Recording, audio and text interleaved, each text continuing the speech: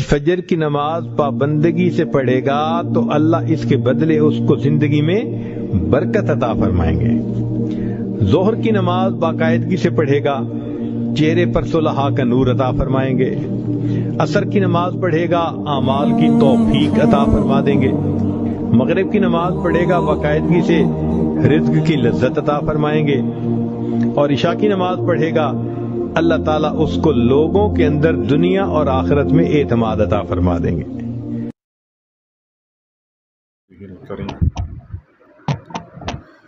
اما بعد فاعوذ باللہ من الشیطان الرجیم، بسم اللہ الرحمن الرحیم۔ وابتغ فیما آتاک اللہ الدار الآخرہ ولا تنس نصیبک من الدنیا وأحسن كما أحسن الله إليك ولا تبغ الفساد في الأرض۔ صدق الله العظيم وبلغنا رسوله النبي الكريم ونحن على ذلك لمن الشاهدين والشاكرين والحمد لله رب العالمين۔ اللہم صل علی سیدنا محمد وعلی آل سیدنا محمد وبارک وسلم۔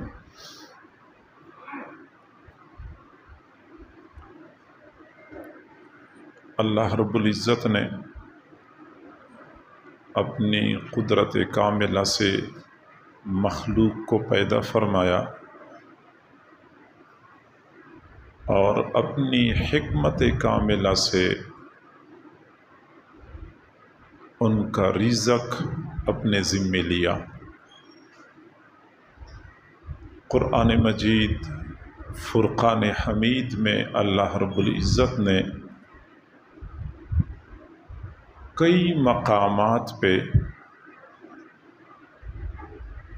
اور حضور صلی اللہ علیہ وسلم نے اپنی 20 فرامین میں یہی بات سمجھائی ہے کہ صرف انسان نہیں بلکہ کائنات کی ہر مخلوق کا رزق اللہ کے ذمے ہے۔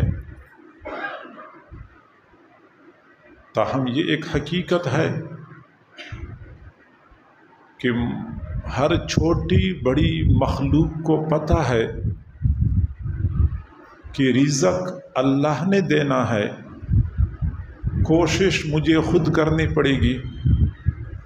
چنانچہ ہم پرندوں کو دیکھتے ہیں، صبح کے وقت اپنے گھونسلے سے نکلتے ہیں، ایک ایک دانے کی خاطر دور دراز کے مقامات تک اڑتے رہتے ہیں۔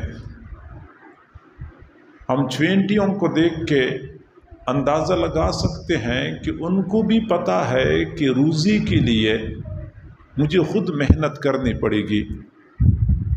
مکڑی ایک حقیر مخلوق ہے، اس کو بھی پتہ ہے کہ رزق مجھے اللہ نے دینا ہے، لیکن اس کے لیے مجھے جال بنانا پڑے گا، پھر اس کے انتظار میں بیٹھنا پڑے گا، کسی حشرات میں سے کسی چیز نے آنا ہے، اس جال میں پھنسنا ہے، پھر میں نے اس کو اپنا لقمہ بنانا ہے۔ انسان تو بہرحال اشرف المخلوقات ہے، اس کو تو اچھی طرح اس حقیقت کا ادراک ہونا چاہیے کہ رزق اللہ کے ذمے اور کوشش میرے ذمے۔ شریعت مطہرہ ہمیشہ کے لیے اس بندے کی حوصلہ افزائی کرتی ہے جو محنت کرتا ہے، کماتا ہے، خود بھی کھاتا ہے، دوسروں کے بھی کھلانے کا ذریعہ بن جاتا ہے، اور اس بندے کی حوصلہ شکنی کرتی ہے جو دوسروں کی کمائی پہ نظر رکھتا ہے اور خود کوئی محنت نہیں کرتا۔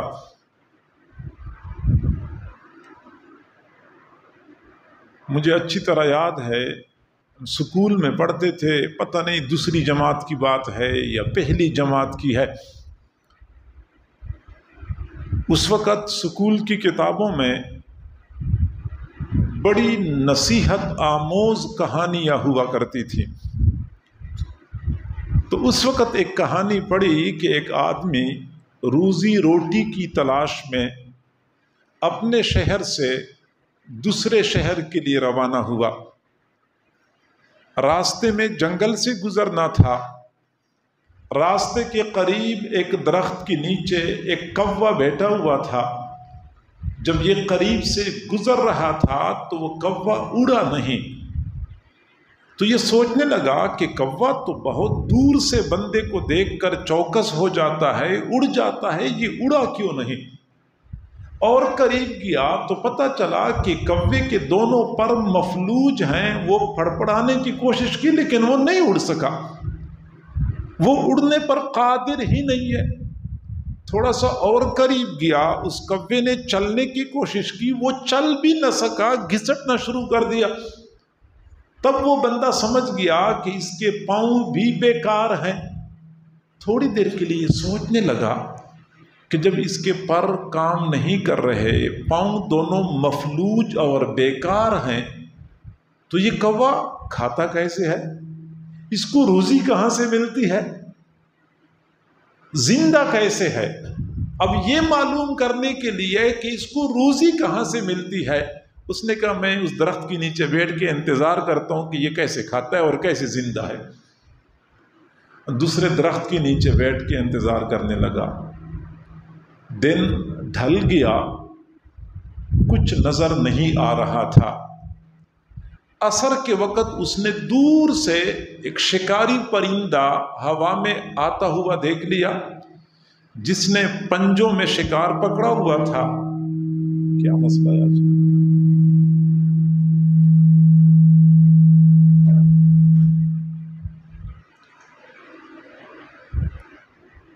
پنجے میں شکار پکڑا ہوا تھا. سیدھا آیا اور کوے کے قریب اس درخت کے نیچے بیٹھ گیا. اسی شکار میں سے جتنا اس نے کھانا تھا کھا لیا، جو بچ گیا اس کو چھوڑ کے اڑ گیا.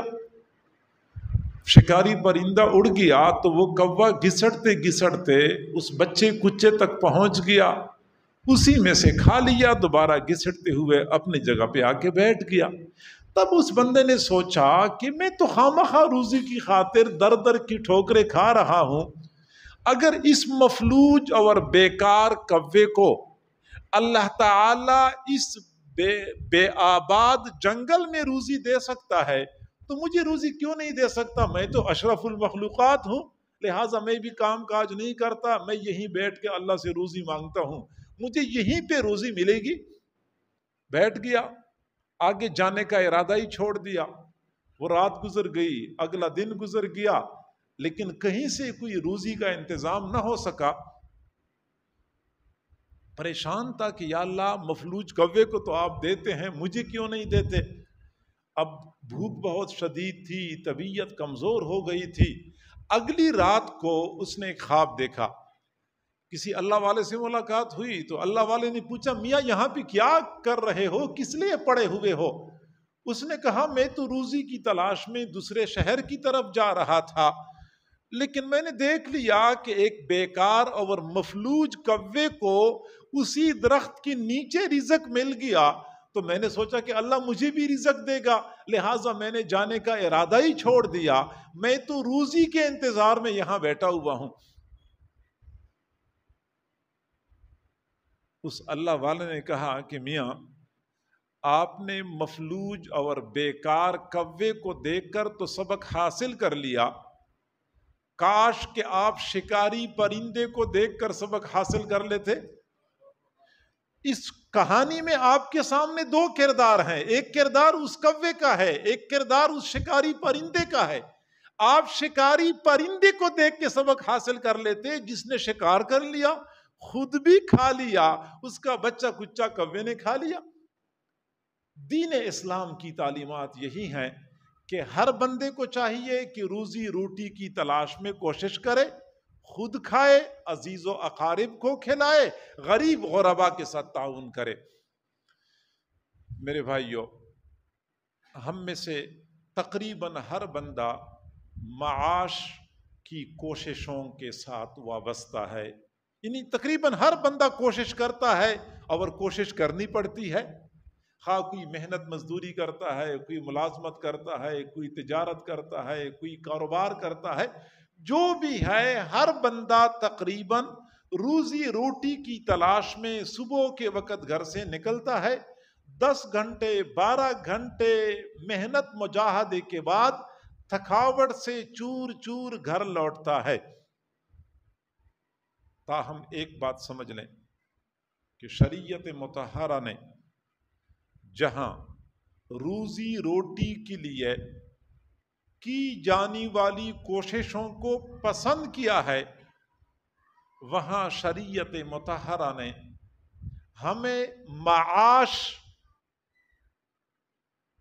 کے سلسلے میں ایسے زرین اور بہترین اصول بتائے ہیں کہ اگر آپ نے روزی روٹی کے لیے کوشش کرنی ہے تو کن اصولوں کا لحاظ کرنا چاہیے اور کن کن امور کی رعایت کرنی ضروری ہے تاکہ روزی روٹی کے لیے کوششیں یہ ہمارے لیے بہترین عبادت بن جائیں. تو چونکہ ہم میں سے ہر بندہ اس سلسلے کے ساتھ وابستہ ہے تو خیال آیا کہ میں اس حوالے سے شریعت مطہرہ کے اصول آپ کے سامنے پیش کر دوں کہ اس حوالے سے گھر کے مردوں کی ذمہ داری کیا ہے اور خواتین کی ذمہ داری کیا ہے, تاکہ کم از کم معاش کے سلسلے میں کوششیں ہمارے لیے اللہ کی رضا کا ذریعہ بن جائیں.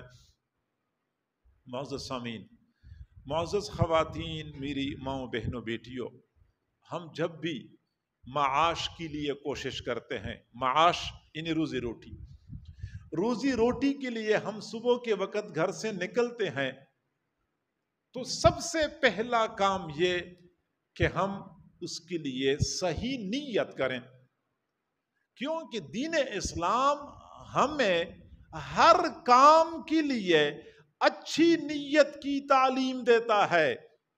اور دین اسلام کا اصول یہ ہے کہ اچھی نیت کی بدولت ہماری عبادات تو ہیں ہی عبادات, ہماری روزمرہ کی ضروریات بھی عبادات کا درجہ پا لیتی ہیں.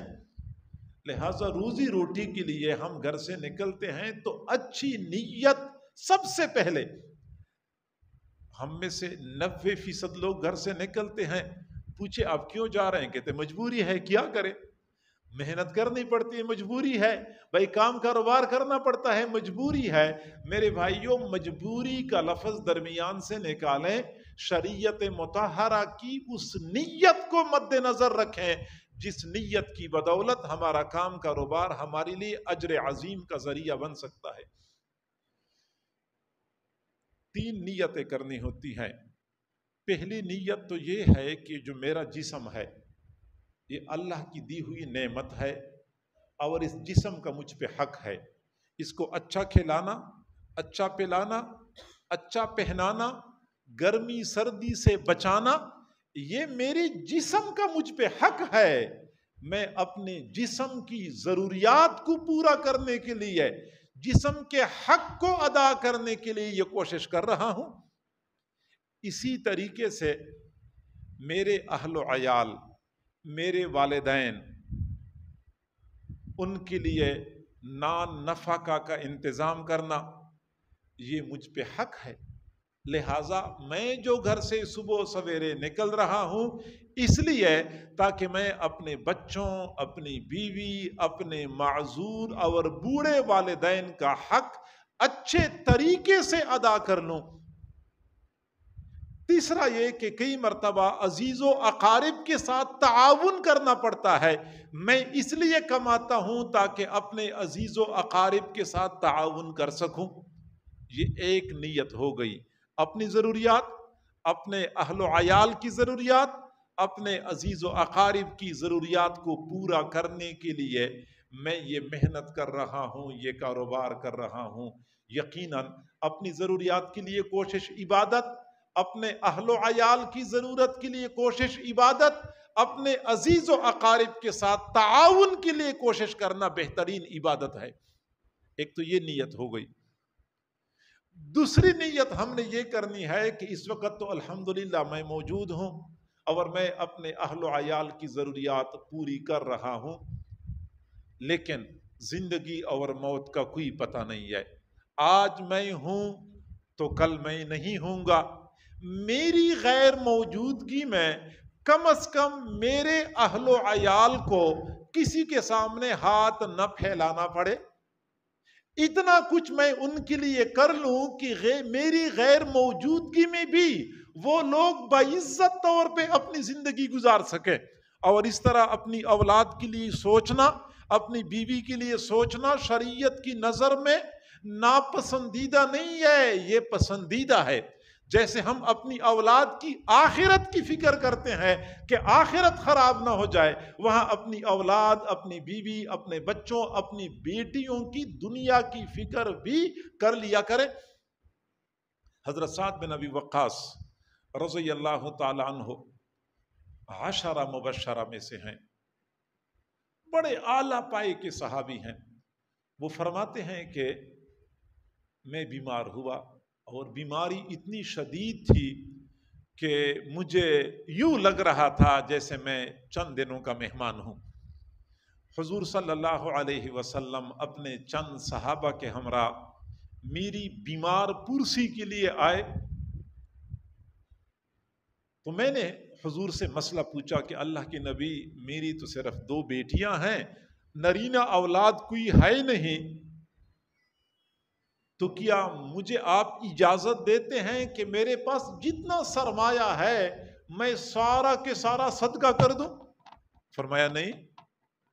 अच्छा अल्लाह की नबी, आप मुझे इजाजत देते हैं कि अपने माल में से 2/3 सदका कर दूं, 1/3 अपने अहलो अयाल के लिए छोड़ दो? फरमाया नहीं। अच्छा आप मुझे इजाजत देते हैं कि मैं अपने माल में से आधा सदका कर दूं, आधा अपने अहलो अयाल के लिए छोड़ दूं? फरमाया नहीं। फिर हुजूर ने फरमाया कि 1/3 की इजाजत है, लेकिन 1/3 भी ज्यादा है, इससे भी कम सदका कर दें। और फिर हुजूर ने एक उसूल बता दिया, इन्नका अंतज़रा वरासता का अगनिया खैरुम मिन अंतज़रहुम आलतन यतकफ़फ़ून अन्नास। आप अपने अहलो अयाल को गनी और मालदार छोड़ दें, ये ज्यादा बेहतर है इससे कि आप उनको तंग दस्त छोड़ दें और आपके जाने के बाद वो लोगों के सामने हाथ फैलाते रहें। नहीं, उनको मालदार छोड़ें, आपके जाने के बाद वो मालदार हों, वो किसी के मुहताज ना हो। कई मर्तबा हम जैसे बहुत सारे दीनदार ऐसे होते हैं जो कहते हैं हर काम में तवक्कुल की बात करते हैं। बीवी बच्चों के लिए कोई मकान, बस अल्लाह की जात पे भरोसा है। वो बीवी बच्चों के लिए कोई माश, बस जी अल्लाह की जात पे भरोसा है। भाई तवक्कुल की हकीकत को समझना चाहिए, और इस तरह का तवक्कुल यकीनन शरीयत में नापसंदीदा है। तवक्कुल ये है कि असबाब इख्तियार करें, फिर इसके बाद नजर मुसब्बिबुल असबाब पर होनी चाहिए, असबाब इख्तियार करें। तो मेरे भाइयों, आपको पता है खुदा न खास्ता घर के सरबराह का इंतकाल हो जाता है, पीछे कमाने वाला कोई नहीं होता, छोटी बच्चियां होती हैं, छोटे बच्चे होते हैं। उस वक़्त फिर बच्चों की वालदा की जो जिंदगी गुजरती है वो बहुत मुशक्क़तों में गुजरती है। जहां खावन का साया न होना मुस्तकिल एक अजाब होता है, वहां अपने बच्चों की जरूरियात पूरा करना दोहरा अजाब बन जाता है। यहां तक कि कई मर्तबा फिर अपने बच्चों की जरूरियात को पूरा करने के लिए मजबूर हो कि कोई ऐसा कदम उठाना पड़ता है जिसका तसव्वुर करता है तो बंदे की रूह कांप उठती है। तो जिसको अल्लाह ताला ने इस्तिताअत दी हुई है तो पहले से तसव्वुर करे, सोचे कि मेरे न होने की सूरत में मेरी बच्चियों की शादी का मसला बनेगा तो मेरी बच्चियों के लिए जेवर पहले से मौजूद हो, या मेरी बच्चियों के नाम पे मैं एक एक प्लाट कर लेता हूं ताकि बाद में मेरी अहलिया को कोई दुश्वारी पेश न आए, मेरी बीवी को कोई मसला पेश न आए। तो मेरे भाइयों, अपनी औलाद, अपने अहलो अयाल के लिए फिक्रमंद हो जाना और ये सोचना कि मेरे बाद भी उनको कोई दुश्वारी पेश ना आए, ये शरीयत का مزاج ہے، تو لہٰذا بندہ کماتے وقت یہ نیت کرے۔ اور تیسری نیت یہ کرنی ہوتی ہے کہ مال پیسہ ایمان کا محافظ ہے۔ جی ہاں، آپ سوچ رہے ہوں گے کہ مال پیسہ تو ایمان کے لیے زوال ہے، مال پیسے کی وجہ سے لوگ بھی دین ہو جاتے ہیں، اور میں کہتا ہوں کہ مال پیسہ ایمان کا محافظ ہے، کیونکہ کئی مرتبہ مال پیسہ نہ ہونے کی وجہ سے لوگ اپنی ایمان کا سودا کر بیٹھتے ہیں۔ خواتین، بہنیں، بیٹیاں اپنی عزت کا سودا کر بیٹھتی ہیں۔ مال پیسے کی خاطر بندہ کسی بھی انتہائی قدم اٹھانے کے لیے تیار ہو جاتا ہے۔ قاد الفقر ان یکون کفرا، حضور نے فرمایا فقر بندے کو کفر تک پہنچا دیتا ہے، تنگ دستی بندے کو کفر تک پہنچا دیتی ہے۔ حضرت سفیان ثوری رحمہ اللہ نے فرمایا کہ المال فی ھذا الزمن سلاح المؤمن، آج کے زمانے میں مال پیسہ ایک مومن کے لیے اسلحہ ہے، اور اس کے ذریعے بندہ اپنا ایمان بچاتا ہے۔ کتنے لوگ ایسے ہوتے ہیں بیچارے دنیا سے چلے جاتے ہیں اس حال میں کہ ان کے کندھوں پہ لاکھوں نہیں کروڑوں روپیہ قرضے کا بوجھ ہوتا ہے، اس حال میں وہ دنیا سے چلے جاتے ہیں، پتہ نہیں ان بیچاروں کا آگے کیا بنتا ہوگا۔ حضور صلی اللہ علیہ وسلم کے پاس جنازہ لایا گیا، جنازہ پڑھانے کے لیے آپ آگے بڑھے، آپ نے پوچھا کہ اس بندے کے ذمے کسی کا قرضہ ہے؟ لوگوں نے کہا کسی کا قرضہ نہیں ہے۔ آپ نے جنازہ پڑھایا، اگلے دن اور جنازہ لایا گیا، آپ نے اعلان کر دیا اس بندے کی ذمے کسی کا قرضہ ہے؟ کسی نے کہا ہاں میرا اتنا قرضہ ہے۔ حضور نے فرمایا صلو علی اخیکم، آپ نے مسلمان بھائی کا جنازہ خود پڑھو، خود پڑھو۔ خود پیچھے ہٹ گئے۔ ایک صحابی نے کہا اللہ کے نبی اس کا قرضہ میں اپنی ذمے لے لیتا ہوں، پھر حضور آگے بڑھے اور پھر جنازہ پڑھا لیا۔ یعنی اپنے مقروض ہونے کی حالت میں دنیا سے چلے جانا کس قدر خطرناک بات ہے۔ لہٰذا چاہیے کہ ہم اس بات کو مد نظر رکھیں کہ مال پیسہ آج کل کے زمانے میں اپنے ایمان کو بچانے کے لیے ضروری ہے۔ اور اسی طریقے سے مال پیسہ دین کے کام میں بہترین معاون ہے۔ حضور صلی اللہ علیہ وسلم نے فرمایا ان هذه الاموال خضرة حلوة فمن اخذها بحقه فنعم المعونة هي۔ یہ اموال یہ ظاہر میں بڑے سرسبز، بڑے خوشنما ہوتے ہیں، لیکن جو بندہ اس کو ٹھیک طریقے سے حاصل کر لیتا ہے تو یہ بندے کے لیے بہترین معاون ہے۔ یہی مال پیسہ دین کے کاموں میں معاون ہوتا ہے۔ اچھا میں پوچھتا ہوں آپ میں سے کس بندے کا دل نہیں چاہتا کہ میں حج کرنے چلا جاؤں؟ کس بندے کا دل نہیں چاہتا کہ میں ہر سال عمرہ کرنے جایا کروں؟ لیکن آپ میں سے بہت کم لوگ ایسے ہیں جن کو حج کرنے کی سعادت حاصل ہو چکی ہے، جس کو کم لوگ ایسے ہیں جن کو عمرہ کرنے کی سعادت حاصل ہو چکی ہے۔ باقیوں کو کیوں حاصل نہیں ہوئی؟ اسباب کے درجے میں بات اتنی سی ہے کہ وسائل نہیں ہیں۔ اگر وسائل ہوتے تو ہم بھی حج پہ چلے جاتے، وسائل ہوتے تو ہم بھی ہر سال اہتمام سے اپنے بچوں سمیت عمرہ کرتے۔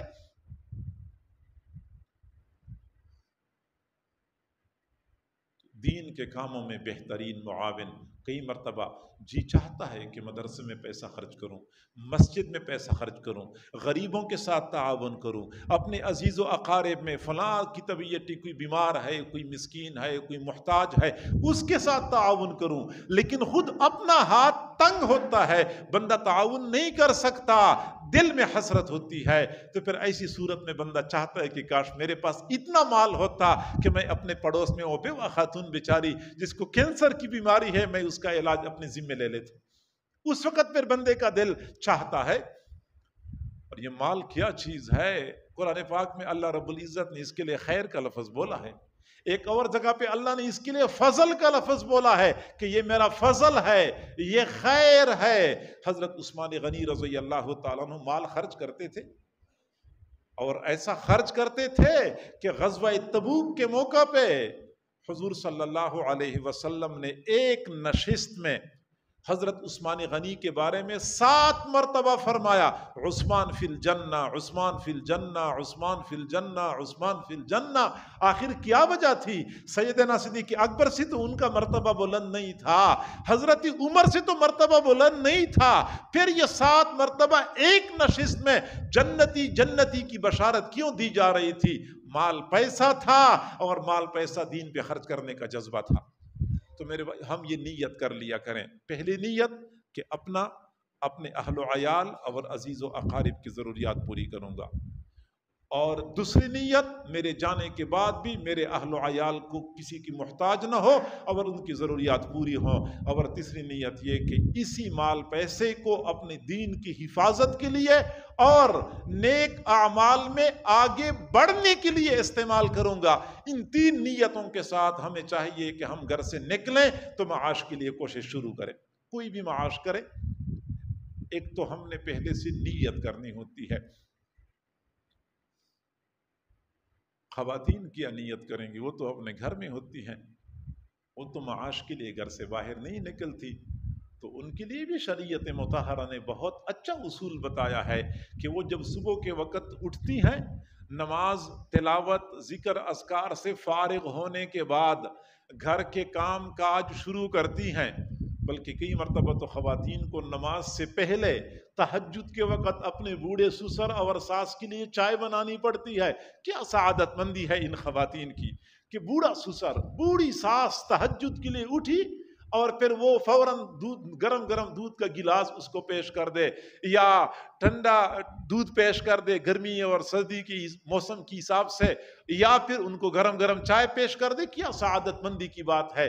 بہرحال خواتین جب بھی صبح کے وقت سے گھر کے کام کاج شروع کرتی ہیں، خواہ وہ کھانا پکانے کے کام ہیں یا وہ صفائی ستھرائی کے کام ہیں، تو اس سے پہلے نیت کر لیا کرے کہ یہ اپنے گھر کے مردوں کی خدمت، اپنے خاوند، اپنے سرتاج کی خدمت، اپنی اولاد کی خدمت، بوڑھی ساس اور بوڑھے سسر کی خدمت، یا میرے والدین کی خدمت، اس خدمت کے جذبے سے وہ اپنا کام شروع کرے تو یقیناً صبح سے لے کے شام تک کا بھاگنا دوڑنا بہترین عبادت میں شمار ہو جائے گا۔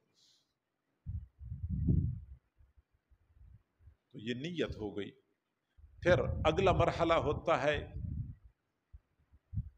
کمائی کس طرح۔ کمانے کے دوران، محنت کے دوران، کاروبار کے دوران ہمیں کن امور کی رعایت کرنی ضروری ہے؟ میرے بھائیو 3 باتوں کی رعایت کریں، اور وہ 3 باتیں حقیقت میں ایک ہی بات ہے کہ کمائیں اعتدال کے ساتھ، میانہ روی اختیار کریں، حد سے آگے نہ بڑھیں۔ شریعت مطہرہ نے ہمیں کمانے کی ترغیب بھی دی ہے، کمانا ہمارے لیے عبادت بنایا ہے، لیکن کچھ حدود بتائی ہیں کہ ان حدود کے اندر رہتے ہوئے کام کرو، اس سے آگے نہیں بڑھنا۔ چنانچہ پہلی حد یہ ہے کہ ہم حلال پر قناعت کریں، حرام کی طرف ہاتھ نہ بڑھائیں۔ جو کچھ بھی ہو جائے عزم بالجزم کر لیں کہ آج کے دن کے بعد میں نے حرام کی طرف ہاتھ نہیں بڑھانا۔ اور میں آپ کو بتاؤں کہ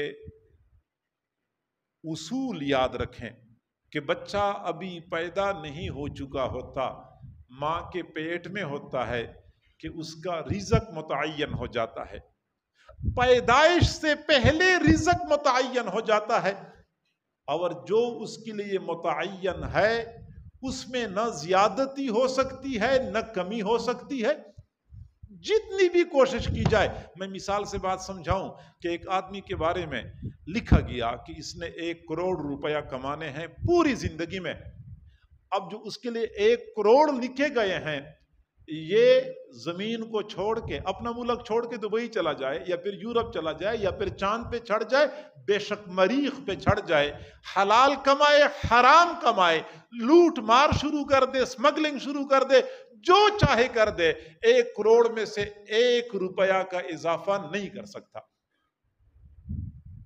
اور اگر پوری دنیا اکٹھی ہو گئی، آپ تو پریشان ہوتے ہیں نا کہ میرے بھائی نے زیادتی کر لی میرے ساتھ، میرا حق دبایا، اور میرے چچا نے زیادتی کر لی، ہماری ابو کے کاروبار پہ چچا نے قبضہ کر لیا۔ تو یاد رکھیں پوری دنیا اکٹھی ہو جائے، آپ کے لیے جو کچھ لکھا گیا ہے کوئی بندہ اس میں سے 1 روپیہ کم نہیں کر سکتا۔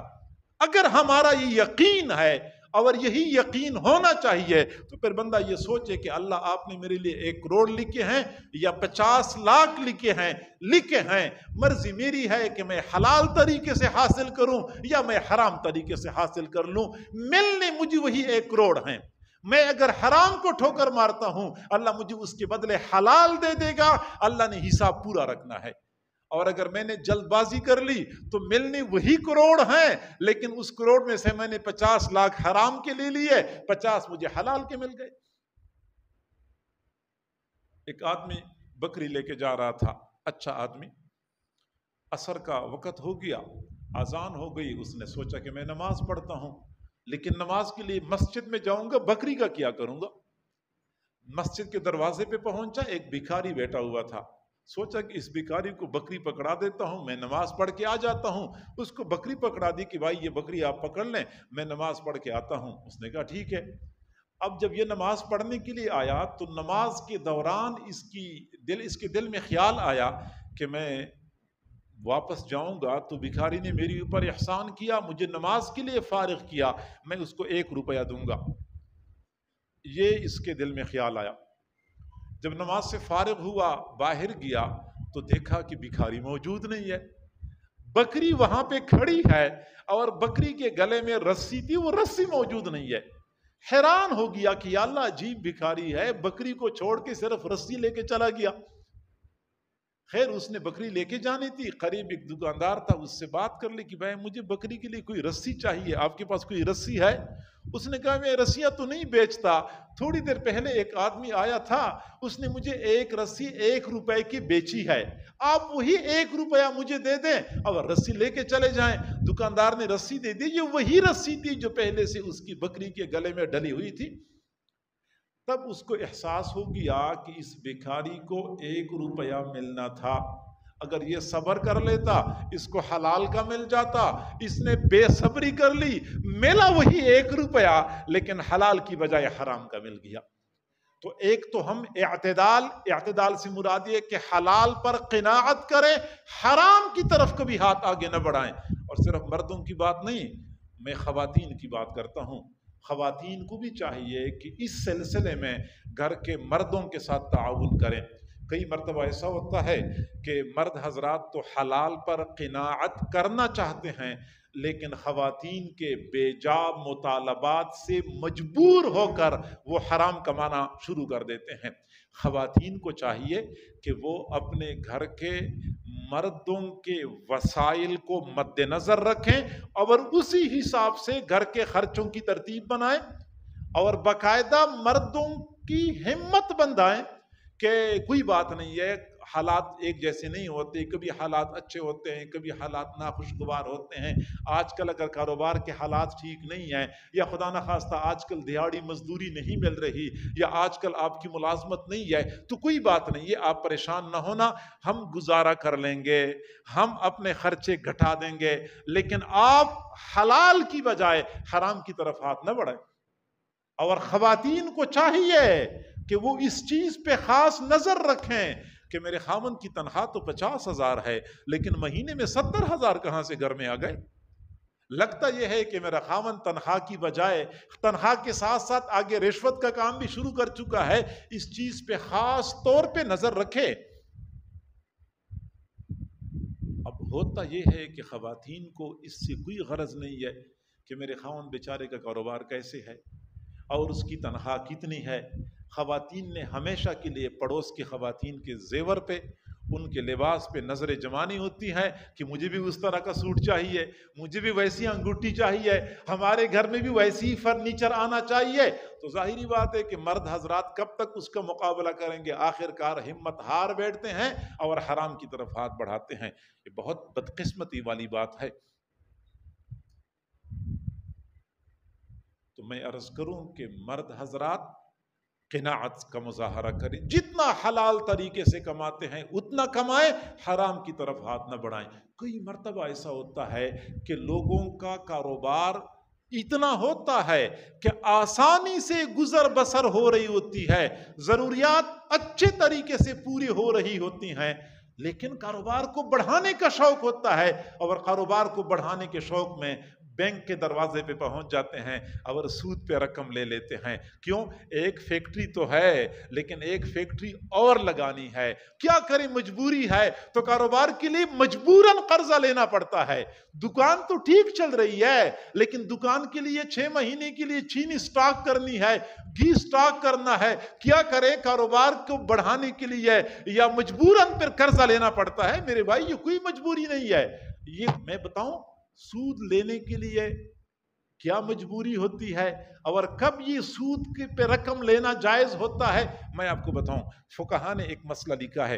एक आदमी है, उसको खाने को कुछ नहीं मिल रहा, और जब बंदे को खाने को कुछ नहीं मिलता तो एक वक्त वो आ जाता है कि उसको अपनी जान बचाना उसके लिए दुश्वार हो जाता है, जिसको हम कहते हैं इज़्तिरारी हालत। फिर शरीयत कहती है कि ऐसी हालत में मुर्दार खाना बंदे के लिए हलाल हो जाता है। अब एक आदमी है जिसकी इज़्तिरारी हालत है, सामने मुर्दार पड़ा हुआ है, अब वो चाहे तो उसी मुर्दार से गोश्त काट कर आग पर भून कर खा ले और अपनी जान बचा सकता है। जबकि दूसरी जानिब एक और आदमी ने कहा, भाई मुर्दार किया, आपने खाना है, मुझसे ये 10 रुपए ले लो, सामने होटल से एक रोटी खरीद लो, खा लो, कम से कम जान बच जाएगी, मुझे 1 हफ्ते बाद 10 के बदले 15 रुपए दे दो, यानी मुझसे 10 रुपए सूद के साथ कर्जा ले लो। अब आप कहते होंगे हाँ हाँ, उसको मुर्दार नहीं खाना चाहिए, ये 10 रुपए सूद पे लेने चाहिए। फुकहा कहते हैं नहीं, इसको चाहिए कि मुर्दार खा ले, सूद पे रकम न ले। और हम क्या करते हैं, फकत माल स्टॉक करने के लिए, चीनी स्टॉक करने के लिए, घी स्टॉक करने के लिए एक फैक्ट्री है, अगली फैक्ट्री बनाने के लिए या फैक्ट्री के लिए खाम माल पहले से स्टॉक करने के लिए, के बाद में रेट बढ़ जाता है। मेरे भाइयों, फिर हम कहते हैं ये क्या करें, मजबूरी है, कर्जा लेना पड़ता है। मेरे भाई, ये कोई मजबूरी नहीं है। इसलिए मैं कहता हूं कि इअ्तिदाल, हद से आगे न बढ़े।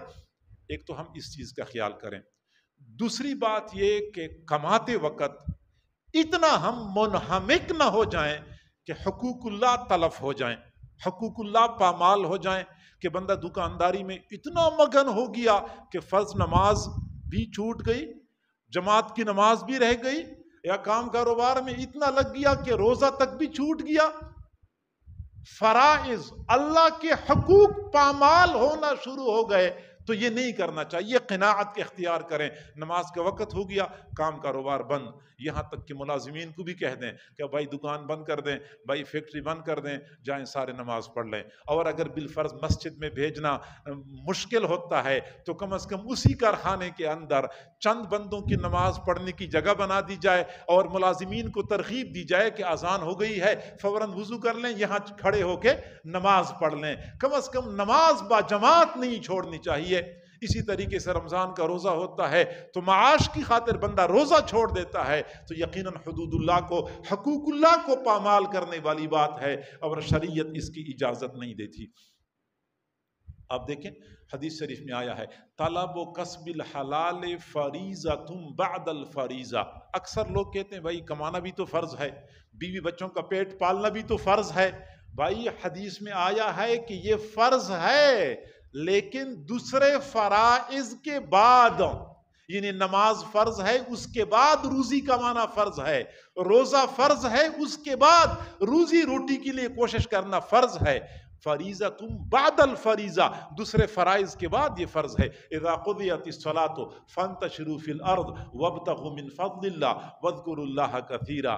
जब नमाज पढ़ी गई तो फिर तुम जमीन में फैल जाओ और अल्लाह का फजल तलाश कर लो। सुने, नमाज अदा हो गई, फिर जमीन में फैल जाओ और अल्लाह का फजल तलाश करो।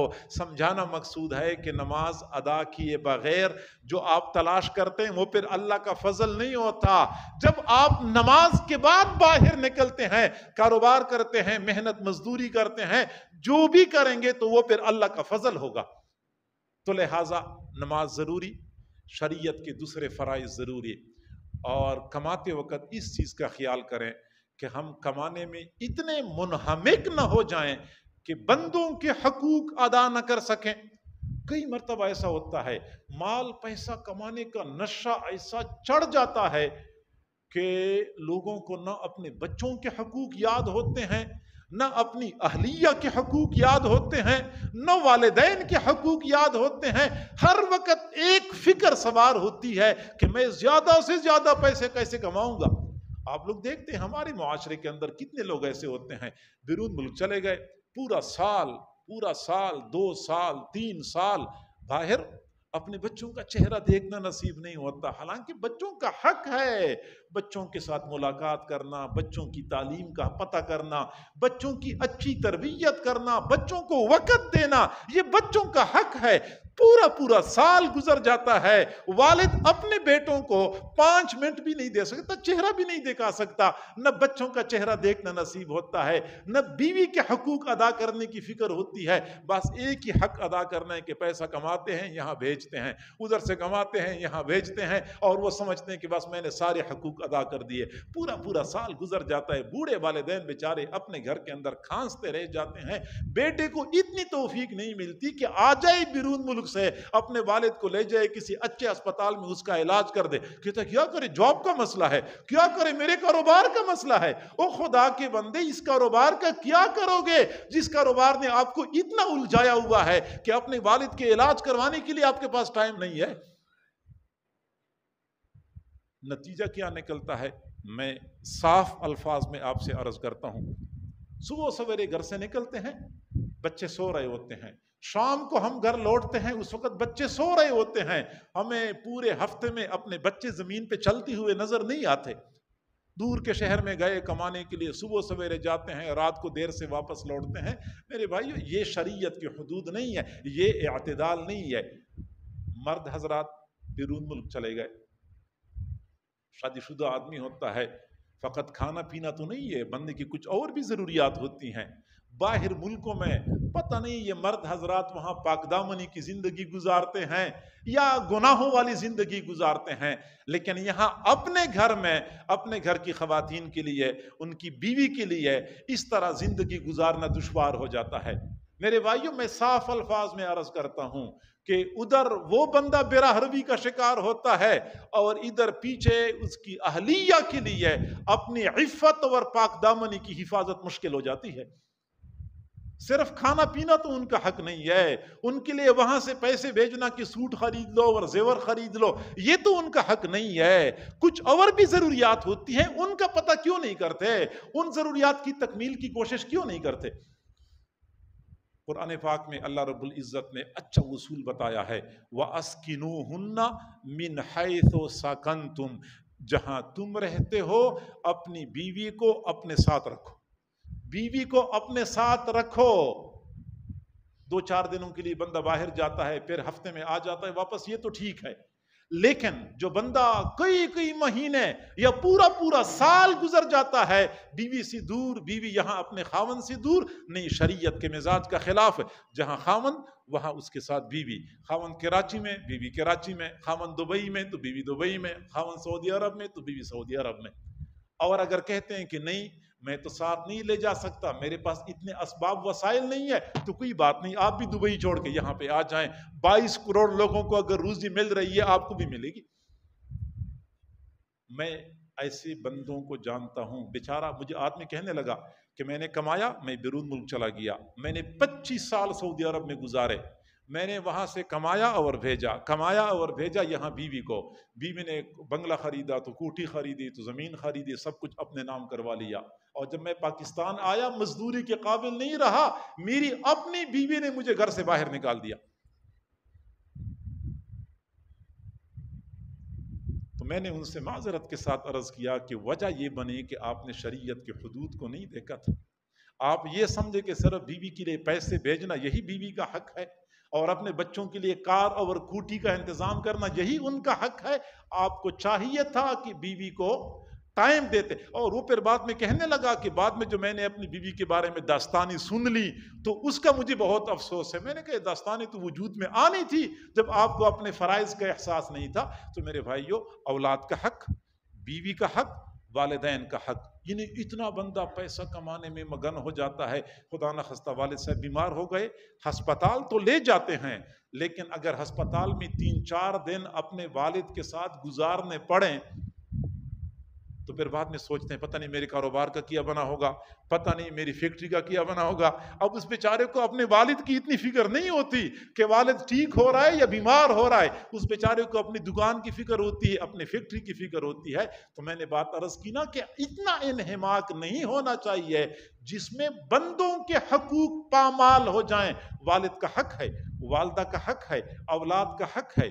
اسی طرح عزیز و اقارب میں کوئی بندہ بیمار ہو گیا، اس کی بیمار پرسی اس کا حق ہے، فوتگی ہو گئی جنازے میں جانا ان کا حق ہے، اور ہم اتنا مگن ہو جاتے ہیں کہ اپنے عزیز و اقارب کے حقوق کی ادائیگی سے غافل ہو جاتے ہیں، پھر یہ اعتدال نہیں رہتا۔ تو ایک تو ہم اس چیز کا خیال رکھیں، اس انداز سے ہم کمائیں، اور آخری مرحلہ پھر یہ بن جاتا ہے کہ پھر ہم خرچ کیسے کریں۔ ظاہری بات ہے کہ شریعت نے اگر ہمیں کمانے کے اصول بتائے ہیں تو خرچ کرنے کی بھی اصول بتائے ہیں۔ تو سنیے، حضرت موسیٰ علیہ السلام کے زمانے میں قارون نامی ایک بندہ تھا جو بہت مالدار سرمایہ دار تھا۔ اللہ رب العزت نے قارون کو قرآن پاک میں قارون کو 4 نصیحتیں کی تھی، اور وہی 4 نصیحتیں قرآن پاک میں بیان ہوئی ہیں۔ وہ قارون کے لیے بھی ہیں اور ہر اس بندے کے لیے جن کو اللہ تعالیٰ نے کچھ مال پیسہ دیا ہوا ہو، اس کے لیے بھی یہی نصیحتیں ہیں۔ پہلی بات اللہ تعالیٰ نے فرمایا وَابْتَغِ فِي مَا آتَاكَ اللَّهُ الدَّارَ الْآخِرَةَ، اللہ نے آپ کو جو کچھ دیا ہے اس میں آخرت کی کامیابی تلاش کرو۔ یعنی سمجھداری یہ ہے کہ میرا مال دنیا میں میرے کام آئے اور آخرت میں بھی میرے کام آئے، یہ اصل سمجھداری ہے۔ صرف دنیا کی حد تک اپنے مال سے فائدہ اٹھانا اور وہی مال میرے جانے کے بعد میرے ورثاء کے پاس چلا گیا، مجھے آخرت میں کچھ نہیں ملا، تو یہ نادانی اور ناسمجھی ہے۔ اسی مال پیسے میں اگر دنیا کی بہتری چاہتے ہیں تو آخرت کی کامیابی کا سامان موجود ہے، آخرت کی کامیابی تلاش کرو۔ حضور صلی اللہ علیہ وسلم کے پاس سائل آتا تھا، آپ کے پاس خود کچھ ہوتا تھا عطا فرماتے تھے، خود نہیں ہوتا تھا تو حضرت عثمان کے پاس بیچتے تھے کہ عثمان آپ کو دے دے گا۔ حضرت عثمان کے دروازے پہ سائل جاتا تھا، حضور کا پیغام پہنچاتا تھا، حضرت عثمان سائل کو اس کی توقع سے بڑھ کے دیا کرتے تھے۔ ایک سائل کو حضور صلی اللہ علیہ وسلم نے بھیجا، حضرت عثمان کے گھر کے دروازے پہ پہنچا، چھوٹا سا مکان، چھوٹی دیواریں۔ اب وہ دروازے کے پاس کھڑا ہو گیا تو گھر کے اندر میاں بیوی کے آپس میں جھگڑنے کی آوازیں آ رہی تھی۔ خاوند بیوی سے غصے ہو رہا تھا کہ رات آپ نے چراغ کی بتی لمبی کی ہوئی تھی جس کی وجہ سے تیل کا خرچہ زیادہ ہو گیا۔ اب وہ سائل سوچنے لگا کہ مجھے ایسے بخیل کے پاس بھیجا ہے جو اپنی بیوی سے اس بات پہ لڑتا ہے کہ بتی لمبی کی ہوئی تھی، تیل کا خرچہ زیادہ ہو گیا، مجھے کس بخیل کے پاس بھیجا۔ خیر دروازہ کٹکھٹایا، حضرت عثمان غنی رضی اللہ عنہ باہر تشریف لائے، سائل نے اپنا مدعا پیش کر لیا، حضرت عثمان گھر کے اندر تشریف لے گئے، وہاں سے پیسوں کا ایک تھیلا لے کے آ گئے جس میں 10,000 درہم تھے۔ 10,000 درہم تھے۔ وہ سائل کبھی درہم کی طرف دیکھے، کبھی حضرت عثمان کی طرف دیکھے، آخرکار پوچھنے لگا کہ ابھی تو آپ گھر میں اپنی اہلیہ سے اس بات پہ لڑ رہے تھے کہ تیل کا خرچہ زیادہ ہو گیا، اور ابھی آپ نے مجھے اتنا دیا کہ یہ تو میری اگلی نسلوں کے لیے بھی کافی ہو جائے گا۔ حضرت عثمان رضی اللہ تعالیٰ عنہ نے جواب دیا کہ جی ہاں، چراغ کا تیل میری اپنی ذات پہ خرچ ہو رہا تھا، اس لیے مجھے زیادہ خرچے کا افسوس ہو رہا تھا، اور یہ تو میں اپنے محبوب پروردگار کے نام پہ دے رہا ہوں۔ تو جس پروردگار نے مجھے دیتے وقت حساب نہیں کیا تو میں اس کے نام پہ دیتے وقت حساب کیوں کروں؟ جی ہاں میرے بھائیوں، وَابْتَغِ فِي مَا آتَاكَ اللَّهُ الدَّارَ الْآخِرَةَ، جی ہاں مال پیسہ ہے دنیا میں آپ کے لیے فائدے کا ذریعہ، आखिरत में भी यही माल आपके लिए दराजात की बुलंदी का जरिया बन सकता है।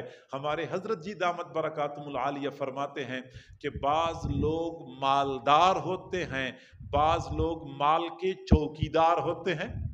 मालदार वो होते हैं जिनके पास माल है, वो अपने ऊपर खर्च करते हैं, अहलो अयाल पर खर्च करते हैं और आखिरत के लिए भेजते हैं। तो उनका माल दुनिया में भी उनके साथ, कब्र में उनके साथ, आखिरत में उनके साथ, ये असल मालदार हैं। और माल की चौकीदार वो होते हैं जिनको अल्लाह ने माल दिया, बेचारे वो गिनते रहते हैं, जमा करते रहते हैं, खुश होते रहते हैं। यूं ही आंखें बंद हो गई, माल किसी और की तरफ चला गया, बेचारी पूरी जिंदगी चौकीदारी करती उन्होंने गुजार दी। तो चौकीदार नहीं बनना चाहिए, मालदार बनना चाहिए। कारून को ये पहली नसीहत। दूसरी नसीहत, वला तंसा नसीबक मिनद दुनिया, दुनिया में से अपना हिस्सा न भूलें। गोया कि दुनिया में से अपने ऊपर खर्च करें, अपने अहलो अयाल पे खर्च करें, अपने वालिदैन, अपने अजीजो अकारिब पर खर्च करें। कई मर्तबा बंदे के पास अल्लाह का दिया हुआ तो सब कुछ मौजूद होता है, लेकिन उस बेचारे की जाहिरी सूरत को देख के, उसके बिखरे बालों को देखकर, उसके मेले कुचेले कपड़ों को देखकर बंदे को तरस आता है, जी चाहता है कि मैं कुछ पैसे निकाल के उस बेचारे के साथ ताउन कर लूं। ये हालत शरीयत में बिल्कुल नापसंदीदा है। शरीयत मुतहरा का ये उसूल है कि अगर अल्लाह ने कुछ दिया है तो उसके असरात आपके जिस्म पर नजर आने चाहिए। हुजूर सल्लल्लाहु अलैहि वसल्लम ने फरमाया, इन्नल्लाह युहिब्बु अन यरा अथरा निअमतिही अला अब्दिही, अल्लाह ताला पसंद करता है कि अपनी नेमतों के असरात बंदी के ऊपर देखे कि मैंने बंदे को माल पैसा दिया, माशाल्लाह अच्छा कपड़ा पहना हुआ है, अच्छी गाड़ी है, अच्छा मकान है। अल्लाह ताला खुश होता है जब बंदे पर अपनी नेमत के असरात देखता है। वह अम्मा बेनिअमत रब्बिका फहद्दिस, अपने रब की नेमतों का इजहार कर लिया करो, रब की दी हुई नेमतों का इजहार करो। अल्लाह ने नेमत दी हुई है, अच्छा मकान बनाना कोई ममनू नहीं है, अच्छी गाड़ी खरीदना ममनू नहीं है, बेहतरीन लिबास पहनना, कीमती जूते पहनना ममनू नहीं है। वला तंसा नसीबक मिनद दुनिया, इसी तरह अपने अहलो अयाल पे खर्च करना। मेरे भाइयों, हुजूर सल्लल्लाहु अलैहि वसल्लम ने फरमाया, एक दीनार तो वो है जो आप सदका करते हैं, एक दीनार वो है जो आप अल्लाह के रास्ते में खर्च करते हैं, एक दीनार वो है जो आप गुलाम को आज़ाद करने में खर्च करते हैं, लेकिन बेहतरीन दीनार वो है जो आप अपने अहलो अयाल पे खर्च करते हैं। ये बेहतरीन दीनार है। एक और रिवायत में आया है कि ये बेहतरीन सदका है, बेहतरीन सदका है अपने अहलो अयाल पे खर्च करना। चुनांचे हमें चाहिए कि हम अहलो अयाल पे खर्च करें, सदके की नीयत से खर्च करें। दुकान के सामने खड़े हैं, फल खरीदने का इरादा है, तो थोड़ी देर पहले सोच लें कि ये मैं अपने अहलो अयाल पे सदका कर रहा हूँ, वालिदैन पे सदका कर रहा हूँ, भतीजों और भांजों और भाई और बहन पे सदका कर रहा हूँ। सदके की नीयत से आप खरीदें। खा आप जूते खरीदते हैं, खा कपड़े खरीदते हैं, खा ग्रोसरी खरीदते हैं, खा फल खरीदते हैं, हर चीज़ में आप सदके की नीयत कर सकते हैं। एक हदीस में आया है कि क़यामत के दिन मीज़ान के तराजू में जब नेक आमाल डाले जाएंगे तो सबसे पहले कौन सा अमल डाला जाएगा? नमाज नहीं, हज नहीं, ज़कात नहीं, फरमाया सबसे पहले वो दिरहम और दीनार डाला जाएगा जो बंदे ने अपनी बीवी पर खर्च किया हो। तो लिहाजा अहलो अयाल पे खर्च कर लिया करें। वला तंसा नसीबक मिनद दुनिया, वालिदैन पे खर्च करें। मेरे भाइयों, अल्लामा इब्न सीरीन रहमहुल्लाह की वालदा थी, वो बहुत खिदमत करते थे अपनी वालदा की। वालदा ने कहा कि बेटा जुम्मार खाने को दिल करता है। जुम्मार क्या चीज़ होती है? खजूर, हमारे यहाँ इसके खाने का रिवाज नहीं है। ये जो खजूर का दरख्त होता है, खजूर के दरख्त के बिल्कुल ऊपर वाले हिस्से में जहाँ से खजूर के फल के खोशे निकलते हैं, वहाँ सफ़ेद गूदा होता है। जिस तरह इंसानी सर में दिमाग होता है, खजूर के बिल्कुल ऊपर वाले सर में सफ़ेद गूदा होता है। अरब लोग खाते हैं और उसको बड़ा सेहत अफजा समझा जाता है, उसको जुम्मार कहते हैं, अरबों में रिवाज है। تو محمد بن سیرین سے والدہ نے کہا کہ بیٹا جمار کھانے کو دل کرتا ہے. محمد بن سیرین رحمہ اللہ نے دیکھا اب یہ جمار لوگ اس وقت کھاتے ہیں جب ویسے کھجور کا درخت گرانا ہو یا باغ ختم کرنا ہو, اس وقت پھر جمار کاٹ کاٹ کے وہ لوگ کھا رہے ہوتے ہیں. اس جمار کی خاطر کوئی بندہ پورا درخت تو ضائع نہیں کرتا, کیونکہ سر جب کٹ جاتا ہے درخت تو ضائع ہو جاتا ہے.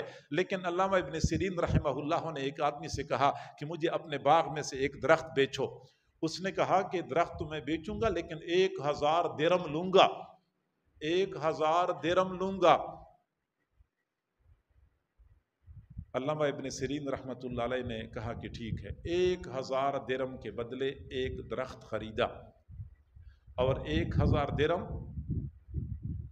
یہ 10 اونٹوں کے برابر قیمت بنتی تھی, 10 اونٹوں کے برابر.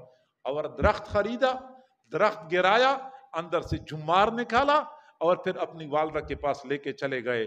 کسی نے کہا کہ اپنی والدہ کو صرف جمار کھلانے کے لیے آپ نے 1000 درم خرچہ کر لیا. فرمایا واللہ اگر 10,000 درم کا ایک درخت ملتا میں پھر بھی اپنی والدہ کی اس چاہت کو پورا کر لیتا.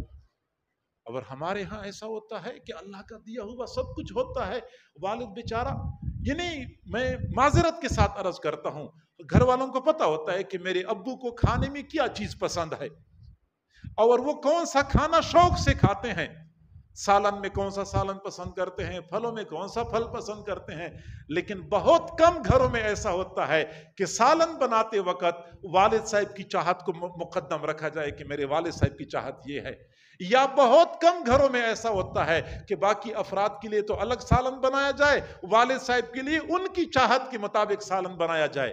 پھل لائے جاتے ہیں تو پھلوں میں یہ بندہ دے کے پہلے والدین کی چاہت کو معلوم کر لے, ان کی طبیعت کو معلوم کرے اور ان کی طبیعت کے مطابق پھل لایا کرے, کھانا بنایا کرے. جو بھی ہے تو میرے بھائیوں خرچ کر لیا کریں, اپنے والدین پہ خرچ کریں, بہن بھائیوں پہ خرچ کر لیا کریں.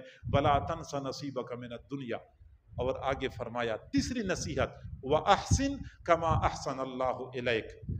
آپ احسان کر لیں جیسا کہ اللہ نے آپ پر احسان فرمایا ہے. میرے بھائیوں احسان سے مراد یہ ہے کہ ہم دوسروں کو استحقاق سے زیادہ دیا کریں. ہمارے پاس ملازم کام کرتا ہے, تنخواہ 20,000 ہے, اور آپ سب کو پتا ہے, اچھی طرح پتا ہے کہ ہمارا 1 لاکھ میں مشکل سے گزارا ہوتا ہے. تو ملازم بیچارہ 20,000 سے کیسے خرچے پورے کرتا ہوگا؟